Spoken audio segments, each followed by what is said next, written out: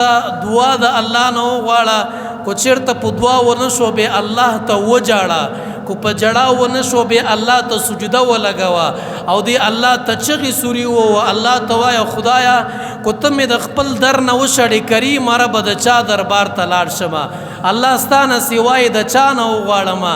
لالچ ځان کې مه پیدا کوه په صدق دل سره خالصتا د الله د رضا دپاره او لږ دا خپل زړه ودردوه ته ګوره چې الله تعالی څنګه درکوي په دې خپله دعا کې توجه الله ته برابره کا په دې خپلو سترګو کې اوښکې د الله دپاره راوله یو څو دانې اوښکې د خپل اننګو ته راوله او جړا کې الله ته ووایه خدایه پیدا کړی تا یمه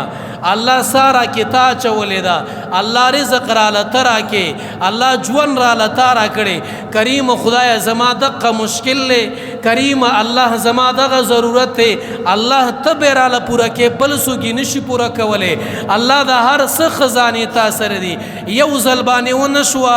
بیا راشه بیا ونه شوه بیا راشه بیا ونه شوه بیا راشه تر هغه وخته پورې د الله دربار مه پرېږده تر هغه وخته پورې الله تعالی مه پرېږده تر هغه وخته پورې خپله دعا مه پرېږده تر هغه وخته پورې خپله جړه مه پرېږده چې تر څو دې دا کار په الله کړی نه دی تر څو دې دا ضرورت پوره شوی نه دی تر څو دې مشکل ختم شوی نه دی تر څو د نه مصیبت اخوا شوی نه دی تر څو د نه غم اخوا شوی نه دی تر هغه وخته پورې الله ته جاړه لکه د ماشوم په شان لکه بچی چې د پلار نه غواړي لکه بچی چې د مور نه غواړي دا بچی په خاورو کې ځان ګزاري دا بچی جړام کوي دا بچی چغې وایي دا بچی علاقې والا خبري خدا دومره چغې سوري وایي چې دا پلار په دې مجبوره کوي دا مور په دې مجبوره کوي چې دا پلار او مور دې بچی له څه ورکړي داسې د الله دربار ته راشه دی الله ته چغې ووه دی الله ته کوکاري ووه دی الله ته وجاړه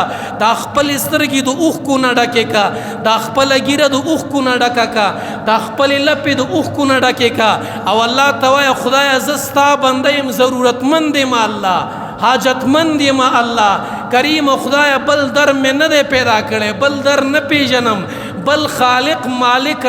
رازق نه پیژنم کریم الله یو ته نو چېرته لاړ شمه ته یقین په خدای وکړه الله ته یو څو ورځې وجاړه او په چغو یې د الله نه وغواړه چې دا الله ما تعالی راکوي کو نه راکوي ما تعالی د مفتي خان آغا هاشمي صاحب د هر قسمه بیانونو ترلاسه کولو لپاره